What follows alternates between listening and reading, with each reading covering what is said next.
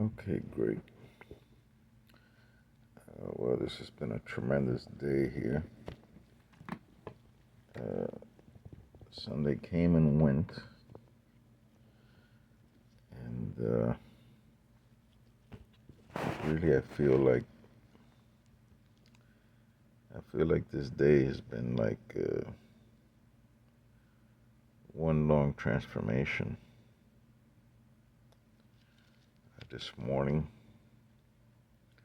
I went to a little bit of Ironman. Got there a little bit late. Supposed to be at 7:15, but I had leg cramps last night at about like 12:30. I was up and I stayed awake till about, I don't know, maybe 5:30, 6 o'clock. Tremendous pain in my, like one guy used to know, he used to say foots instead of saying feet.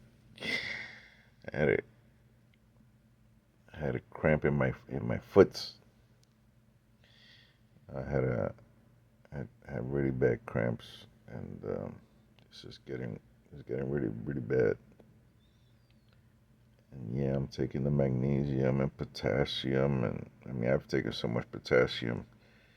I've had uh, I've had nurses call me up and tell me that that I better take it easy on the potassium because it could give you heart problems. It could kill you out here.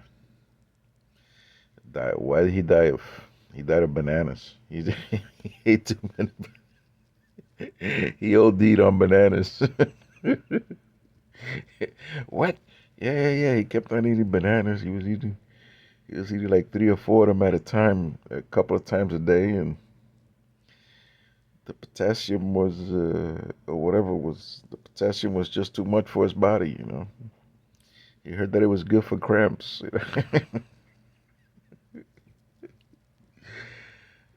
And so what are you gonna do? Yeah, we're gonna bury him. We made a casket out of banana peels, and we're gonna just slide him right in. Slide him right into the hole. Over at the Veterans Cemetery. Really? They're gonna let you do that? Yes, yes, yes. We do all kind of stuff over here at the VA. Really? What are you gonna do? Yeah, we got a big bird outfit. We're gonna put him in. Big bird, yes, it's because of the yellow. You know. Uh, don't mind me. I'm feeling good. I've started writing this new song, and it's sort of like looking into my soul. You know, and I'm always praying, Lord, change me, Lord, use me. Well, today some of the lyrics just came out. Today I kind of looked in, sort of like I was looking into my own soul. And I'm sure that this is gonna get very introspective. Is that a real word? I don't know. Introspective. I guess introspective is a word, right? I gotta do something about my vocabulary. But then, of course, it's what time is it now? 3 o'clock in the morning or something. I don't even know what time it is. It's yeah, 3:33 a.m. Monday morning, 9:30, 2024, September the 30th. So that means that we got one more day of this month, right? Does this month go up to 31? I don't know. At this time of the night, I don't even. I just wish they would get rid of uh, my birthday. Then maybe the way they do it is just instead of having that day, they could have like the 21st and then just jump to the 23rd. And then they could, instead of having my birthday, what they could do is they just like put it at the end of the year, and they could have like December 32nd. See, now that'll be good because a lot of people party on the 31st because they want to bring in the new year. and they think that's gonna be, for some strange reason, they think that that's a good thing. Uh, I think the best New Year I ever had was one time. I think uh, I think I went with a group, and we went to a church. This was when I went in Teen Challenge, and and they had New Year. I think it was in a church or something like that. And I think my cousin was preaching, and he broke night. He broke.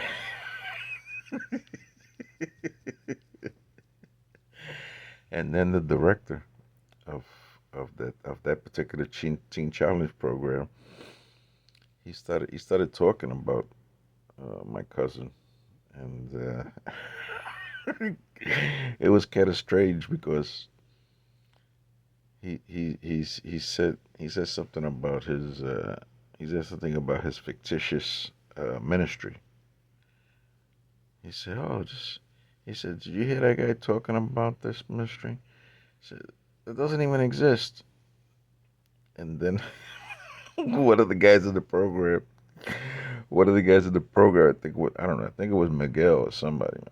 Miguel. He came in about the same time as me, and we went, and when we stayed almost all the time together, and then we went to God's Mountain in Riversburg, Pennsylvania. He spent a little time there, and then he quit. But me and him, we were tight because, like I said, we both went in at the same time. And he said, he told the director, that's Victor's cousin. You know. And he looked at me. The director looked at me. He said, "That's your cousin." He just kept on talking like nothing. He just it was it was the weirdest thing I ever saw in my life. Usually, when you tell somebody, "Hey, that's his relative right there," you might tone it down a little bit. Tone, how do they say, tone down the rhetoric or something like that. But no, that kind of like put more fuel to his fire. And he started talking about that.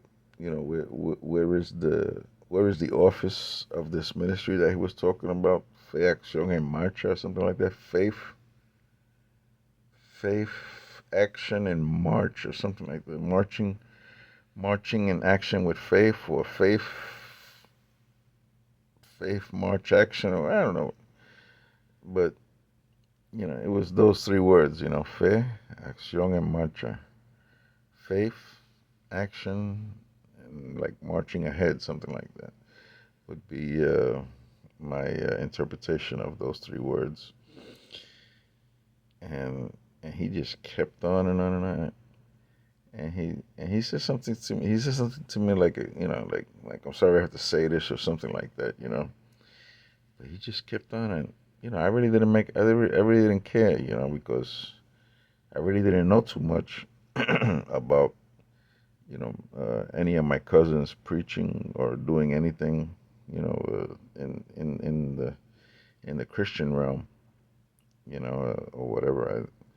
I really didn't know. All I cared about previous to that was me selling drugs in New York City, and selling drugs to my relatives, and trying to avoid getting arrested from some of my relatives because some of them were policemen. No, I think we had like one or two, regular policemen, and the rest were like snitches. They used to turn on each other. But that's the Perez pabon people, you know, and that's the reason why I think it's so interesting, to look at the the two families, my father's side of the family and my mother's side of the family, together as a whole. Looking at it, I think it's funny. Of course, it wasn't funny when these things were happening. And just to give you an idea, I remember one time my we had one of those really really big uh, stereo systems. I mean, this thing was my thing was like 6 or 7 feet wide. You know, it weighed like a ton, It was made out of wood and had like these big speakers on the sides. And now that you could certainly get use that as a casket. You could certainly you could take out the radio, take out the turntable, take out the speakers. You could put in there. You could put the rock in there. You could put this guy Shaq in there. I think he would have fit right in there. That's how big that mother was, man. And so anyway, we had that. And back then, the most important thing, and usually the most expensive thing, and certainly by weight, it was most expensive, would be the diamond needles that was used to play the records, to play the vinyl. If you had a diamond needle, you knew that those things cost a lot of money back then. I mean, a diamond has always costed a lot of money, right? But these were especially used for the pickup of the grooves in the vinyl. I'm over here giving you all this information like you really care. Like you're gonna see it. Like you're gonna see a vinyl record nowadays. The only way you're gonna see a vinyl record is if you're looking at an old movie on TV or something. But anyway, my my my father's brother. I don't even want to call him my uncle. That's how bad. That's how bad he was. But he went to the house. He went to the house, and my brother-in-law was there, uh, Freddie Ramirez, and Freddie had Freddie had perhaps one of the most complete record collections that I've ever seen in my life, as far as salsa music, like early salsa music, like Willie Colon, all these other guys over here, and uh, and he seems to love like 60s and and all these romantic songs and stuff. I mean, he had a tremendous collection. I know people who had collections that were big. People who and they even respected his collection. That's how big it was. And when he passed away, I wish somebody would have told me, "Hey, Victor, we got a record collection here for you." That was worth some money. That was worth some money. I mean, he liked all kind of music, and I remember in when he got married to my sister. I got off the topic really really quick, right? Talking about records and stuff. And of course, I like the whole idea of records. I worked as a DJ for a little while, and the whole thing is that the so Freddie had this tremendous collection. He had really great equipment too. He prided himself on the equipment.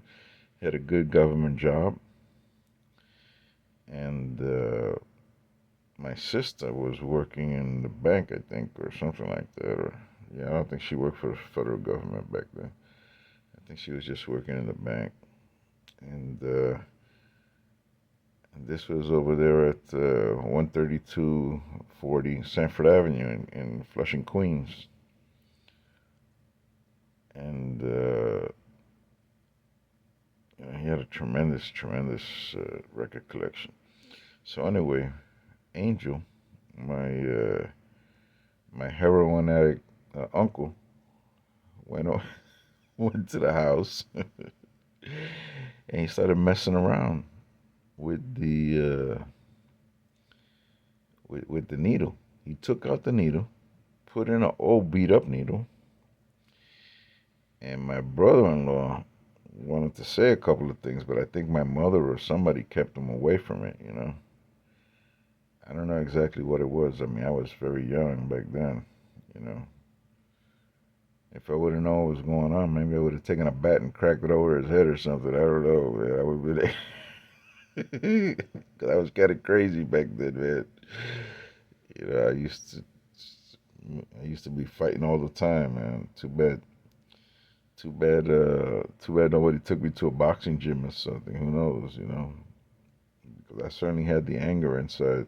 You know, I don't know why, but I used to like to. I used to like to fight every Thursday. It seemed like every Thursday I was getting into a fight. I don't know why. I don't know why, but it seemed like every Thursday when I was in grade school. And so anyway, I'm going back to my uncle, getting away from my pugilistic background here of fighting on Thursdays. I guess, of course, wait up, the battery is below 15%. Yeah, continue. I don't care about the battery. Better keep on recording. If not, I'll throw you in the toilet. these, these telephones, they give you messages, you know. I'll throw you right into that. I gotta get another phone. I gotta get another one because this is a real piece of garbage. This NUU NUU is the name of the phone, new, and Q-Link is the name of the company that's giving me they run off of T-Mobile. Yes, it is an Obama phone. Yes, it was. It's the last one. It's the last one, the last Obama phone.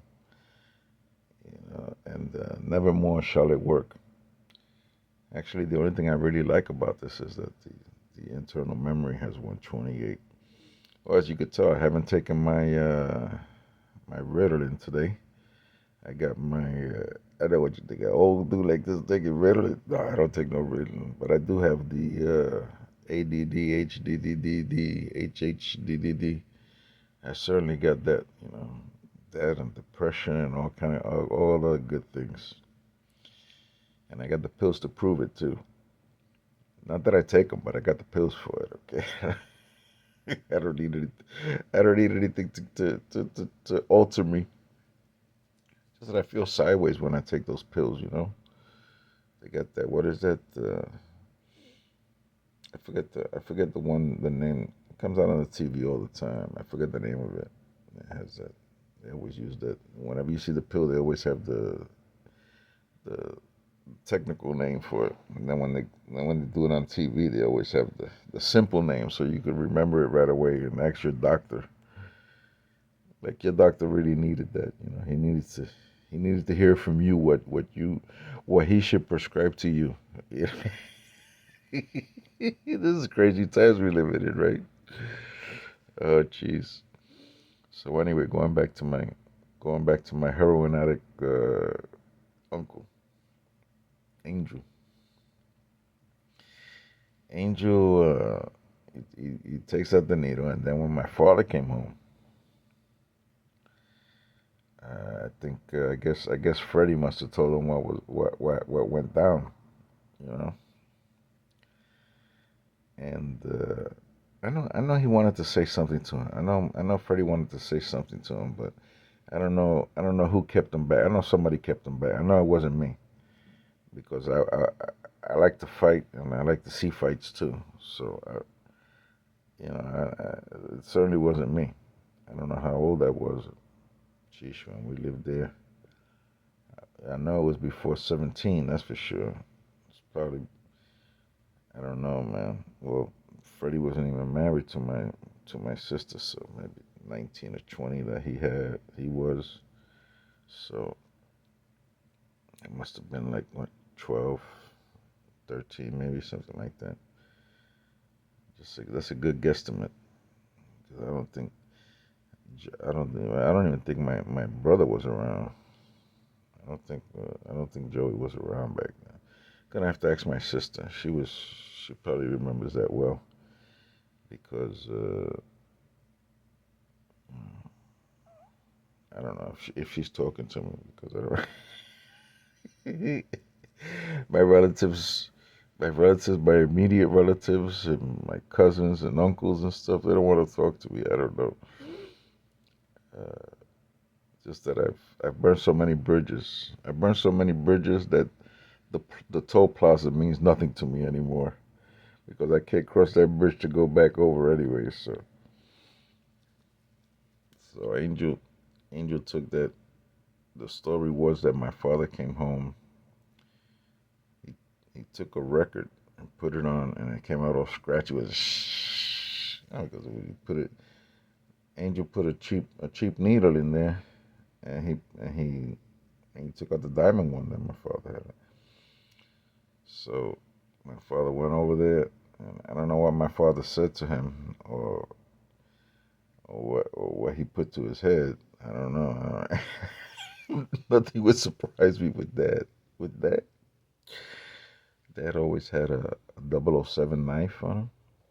Always, as far as I know. I think they buried him with it, just in case he had to. I don't know where he got rid of it. I don't even know if he got rid of it or you left it or I don't know what, man.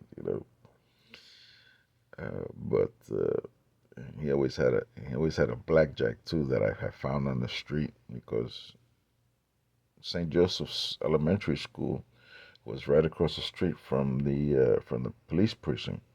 So that was a real good thing. Having a grammar school right across the street from a police station. That's weird, man. I mean, think about that. Having a situation like that. And so anyway, I found a blackjack on the floor. Well, actually, somebody else found it, and I took it off of them because, like I said, I was kind of a bully by the time I was like in the sixth grade. I was already bullying people. Seventh and eighth. It's amazing. It's amazing. More things didn't happen like that. The the the fighting kid of 179th Street in Belmont. Just picking random fights with random people. So anyway, Dad, he always had that blackjack. Which actually it's like a piece of lead, and then they put like a spring, and then they wrap it. They wrap the piece of lead and the spring so that this way it's very flexible. And the whole thing is that you're supposed to be able to have such a light touch to it that you just tap somebody's head, and that's supposed to knock them out for a little while. If you do it too hard, you might they might see relatives and stuff that have been dead before. They might go towards the light. So the thing is that I mean, some of these people they did real good with it. So I don't know if that belonged to a policeman or if it belonged to one of the people that they were taking in or whatever. I don't know. But anyway, my father had that, and since he was a cook, he always had a knife on him. He always had that 007 knife, and he always used to carry too a kitchen knife also. And believe me, those kitchen knives that he used to have, they were plenty sharp. You know, I mean, I remember one time. This is the story, okay? And I was told that, and this has been verified too. There was this guy who he wanted to commit suicide because my aunt, uh, Titi Tita, Titi is aunt, right? And Tita was her name. Her real name was Quintina. I guess she was number five or something. I'm guessing. I don't know by that name, or maybe that's what came out in the almanac. I don't know. But anyway, she was according to all my uncles and stuff and all the people that knew her back then. She was the most beautiful of all the girls. Of course, I never really found out too much about Carmen, the one that died in a fire. She was older than my mother, and she's the reason why my mother had to leave school in the first grade to be taken care of, being like my grandmother's assistant. And so anyway, Tita had left this guy, Ugo was his name. I think he was Italian, or I don't know. But anyway, his name was Ugo, and he wanted to kill himself. So he kept on saying, "Hey, I'm gonna take this knife. I'm gonna kill myself." And my father, of course, my father was a big joker too. He didn't like it when I joked around. He never went to a comedy show that I did or anything. Never. But he never even told me that I was funny. Never, never, never. Uh, but sometimes he would just laugh uncontrollably, and that's when I knew I had him. When I got him that like that, he didn't have to tell me anything. I knew that I had him, you know. But I guess he didn't know any. That's the way he was raised. You know what I mean? I mean, I guess his father didn't didn't applaud anything he did. But that's okay. God is the one who is rejoicing over me now, right? He's rejoicing over me, and he's giving me motivation, right? And that's really the best motivation, because that's a sincere motivation, and I know and it gets into my heart, right? Knowing that he likes what I'm doing, or whatever, or he enjoys that he's using me to tell his jokes, I guess, because he knows what's the funniest stuff, right? And I've done a lot of weird things, so I'm giving him a lot of material for him to remind me and share with people. So anyway, what was it? I was talking about Angel. So I really don't know what Dad did to Angel. I don't know.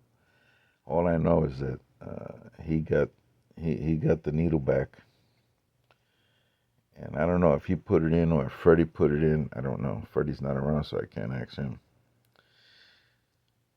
But and the weird thing was that later on, I think I don't know how much longer after that, the Angel Angel had gotten an OD or something. I don't know what it was. Most likely it was an OD, or maybe he got beaten up. I don't remember. But anyway, they called Dad because Dad was the oldest, and Dad was in charge of the whole family, the whole clan.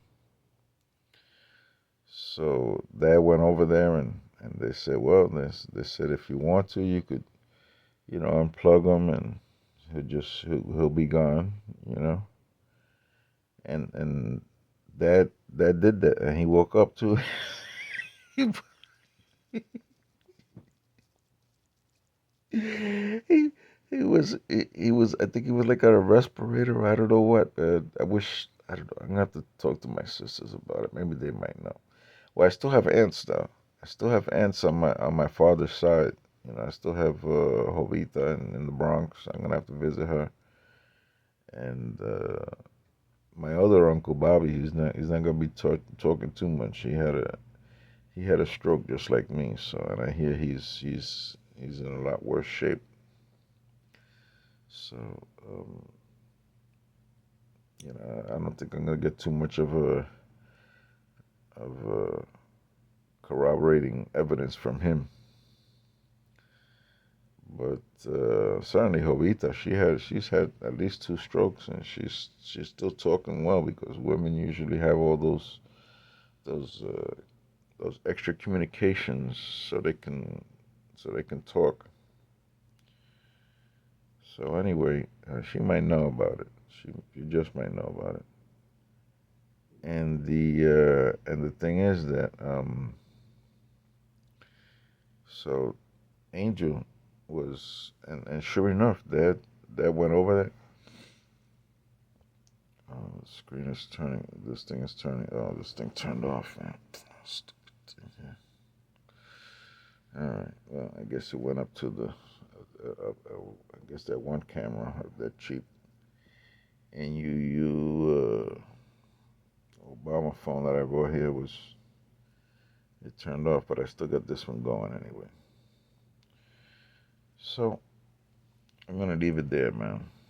Yeah, Angel died. Dad, Dad pulled the plug on him. He went, and so Dad got the last the last laugh on that one, right? But I mean, Dad and Mom, they were the ones who were in charge of their families, really. So that's the way that went. Okay, God bless everybody.